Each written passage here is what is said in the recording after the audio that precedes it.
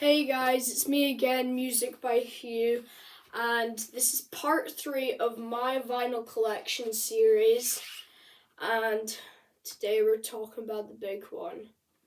We're talking about one of, if not the greatest records ever recorded, produced, just one of the greatest albums ever. And because you're following my series, first video was Revolver, first video was Rubber Soul, second video was Revolver, I think you know which album it's gonna be now. It's gonna be Sgt Peppers Lonely Hearts Club Band. Okay, I can't even begin to describe how much I love this record. I'm just gonna say it right now because I don't want you guys to wait. This album is a 10 out of 10, and I haven't played it in a while, but it's just such an amazing album. I think the last time I played it was like last week, I think. It's just such an amazing album, and honestly, this was the first ever Beatles album I ever listened to, and I listened to this when I was 7.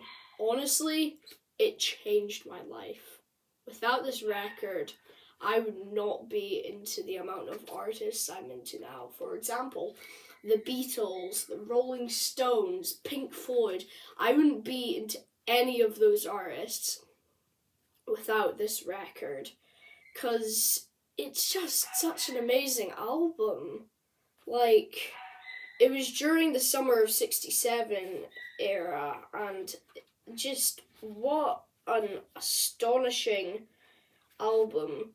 When I was talking about in Revolver how Revolver was kind of the start of like their psychedelic creative era, this was the explosion of their psychedelic and creative era. It's just, okay, I just love this record, and let's actually have a look at it now.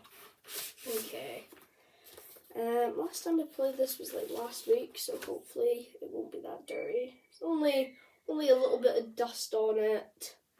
Yep, in every video, almost every video, I drop the sleeve. So yeah, the record is in pretty good condition. Do not want to get any scratches on this record. Okay, put that back in there. So if you open this up, because this is the 50th anniversary edition one, and yeah, it came with like a poster and this like weird red sleeve thing, and it has this picture of the Beatles, and it has all the lyrics on the back, but this was from the original 1967, like every single one of them has already had the lyrics on them. And fun fact, this album was actually the first ever album to print off the lyrics to every single song. So yeah, let's have a little look over the songs. We got the opener, Sgt Peppers Lonely Hearts Club Band, the title track. What an amazing opener. Then we've got my personal favourite Ringo song, With a Little Help from My Friends. Another amazing song. What have we got next? I'm just looking. We've got Lucy in the Sky with Diamonds, which is such an amazing, creative explosion song. And it also has a certain something in it within the name. Most Beatles fans already know that, but just letting you know. Then what we've got, Fixing a Hole, and I really like this song because it's about Paul kind of telling us about like the struggles of Beatlemania in 1964. Then we've got She's Leaving Home. Oh, what an amazing song, 10 out of 10. She's Leaving Home is such an amazing song, and it's not just because of the lyrics, it's also because of like strings and all that. It's just amazing. And then we've got Being for the Benefit of Mr. Kite. Okay, the thing is with Being for the Benefit of Mr. Kite, it's definitely creative, and I love that psychedelic creativity on it, but It's probably my least favourite song on the album. I'm not saying it's bad, but it's definitely the weakest song on the album. There's hard to pick a weakest song, but that probably is the one. Then we've got side 2. And the beginning of side 2 is Within You and Without You. Oh, God. I mean, what an amazing George song. This was definitely inspired by when he went to India and all that stuff. Just what an amazing song. The strings in it, the sitar in it, the bongos and stuff in it. It's just amazing. The tablas.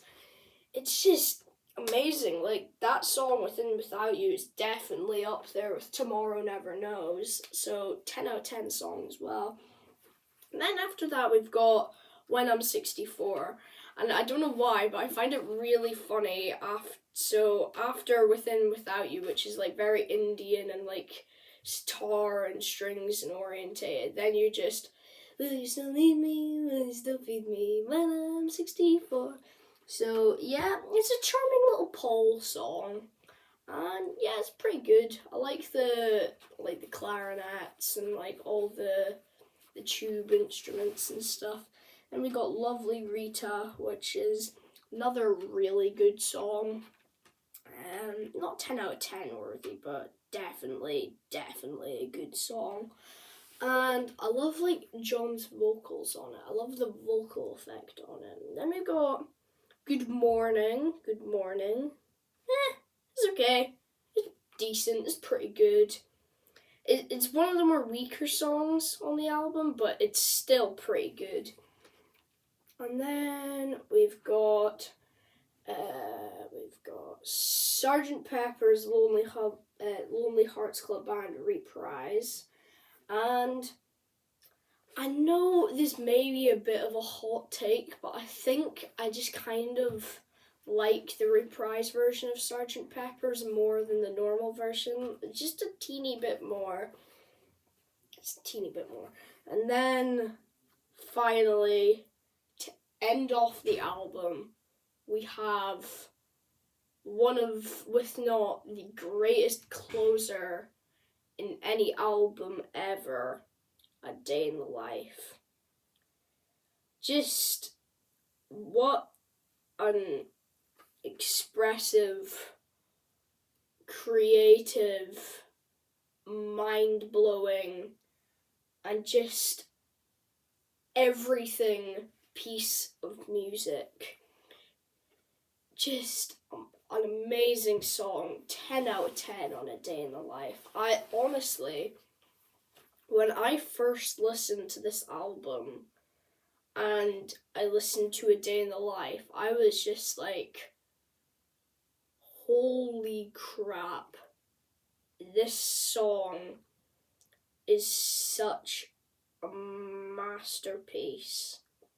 And I don't think there will be anything like A Day in the Life ever again. In my opinion, I think A Day in the Life it's when the Beatles hit their musical peak. With Tomorrow Never Knows, which was the closer of Revolver, they were here, and it was definitely psychedelic, and I absolutely love this song. But then for A Day in the Life, they went all in and went all the way up here, man. So yeah, A Day in the Life, 10 out of 10.